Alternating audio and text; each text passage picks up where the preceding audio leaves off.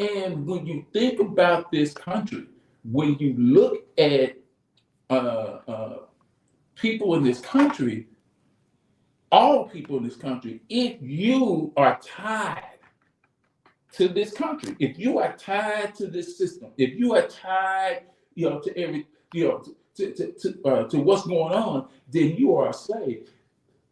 You get up. I tell people this all the time.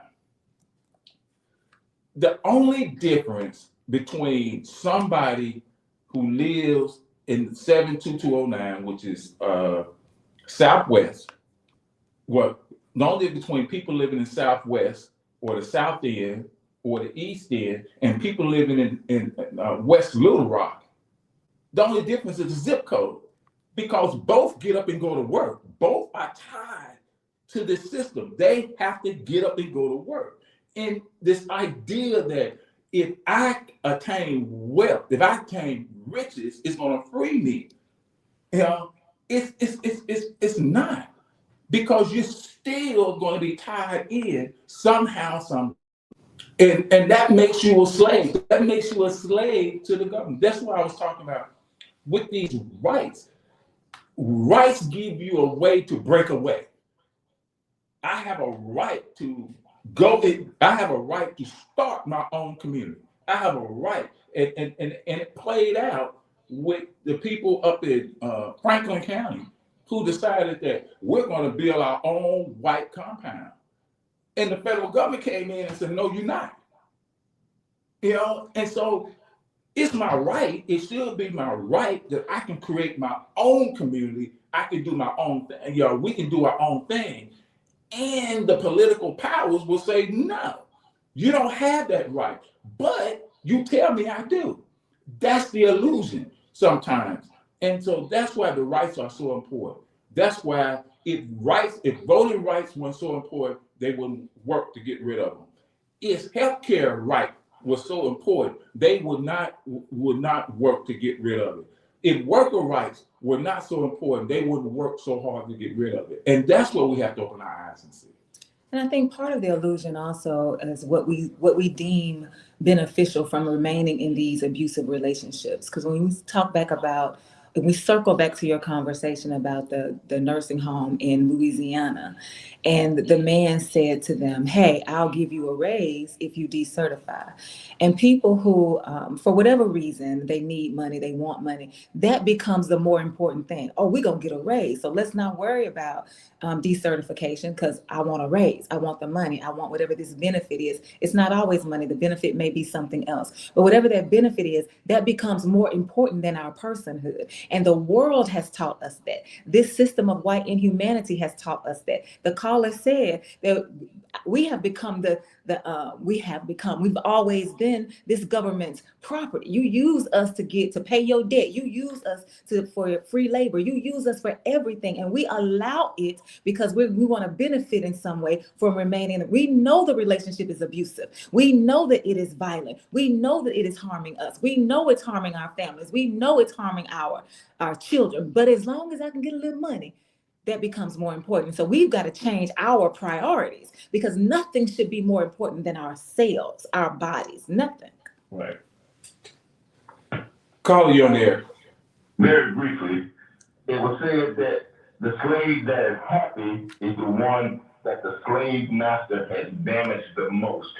And one way they do get us is happy Easter, happy Martin Luther King Day, happy New Year, happy Valentine's Day, happy this. It seems like, just like the brother was saying, they're controlling our energy with this happy, and knowing that there are some things that they do that does not make us happy. But if we keep on happying, I always call them the I'm losing my mind now. They must be controlling my mind. Anyway, these holidays, that's what's got us thrown off too. But we should work and have ideas to codify ourselves.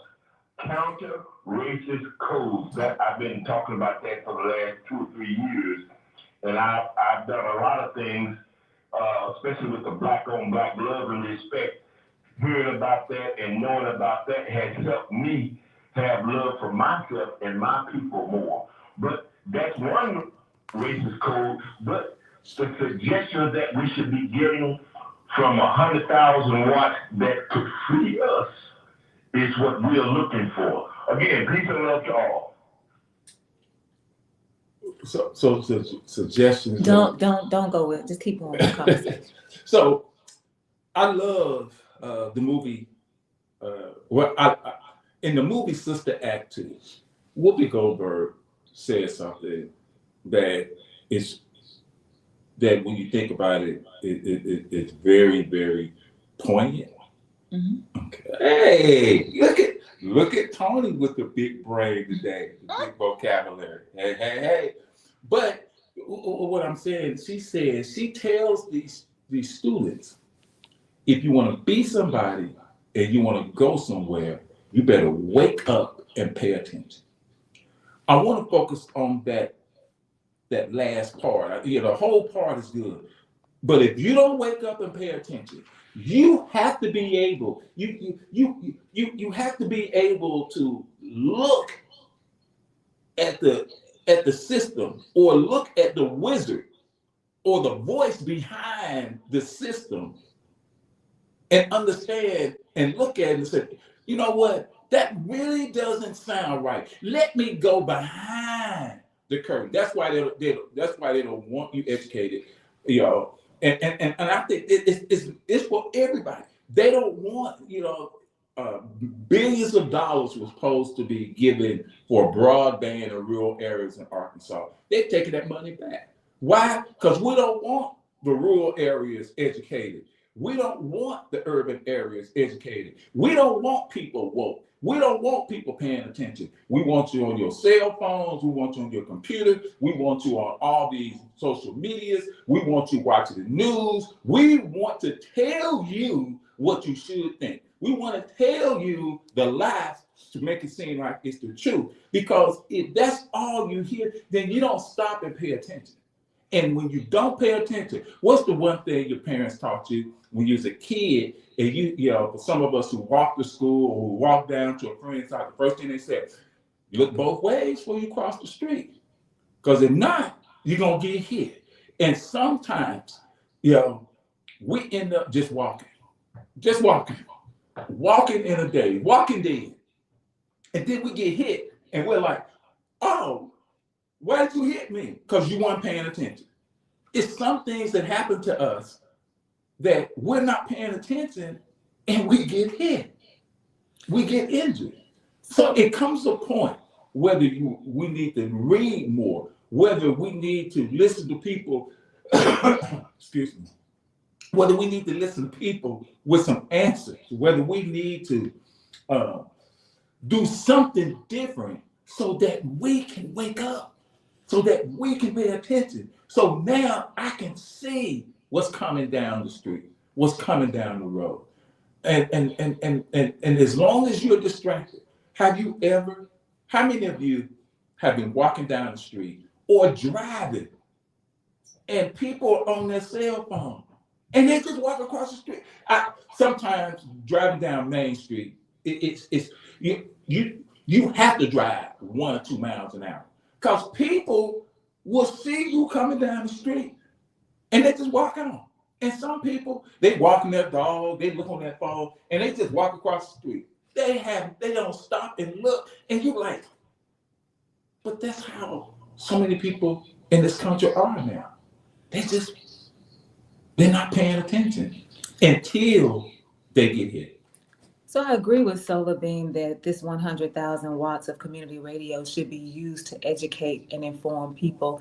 And I want to remind Solar Beam and all of the listeners that this is a talk show. So the talk show is a collaboration. It's us on the air as hosts, and it's also you all listening who call in at 501-433-0088. It's a partnership that we have. And so what we need you to offer when you call in is even more information for us to be able to use wisely in the fight for liberation. And sometimes when the callers call in, I'm not sure that you all have stopped to think about what you are about to say. And I'm not sure that you stopped to make sure you formulated it in a way that we can receive it, so that all of us are working together to provide the tools and the resources and the references and all of that people need. So it works both ways. When y'all call in, y'all are on the 100,000 watts, and we need everybody to be informed to help each other.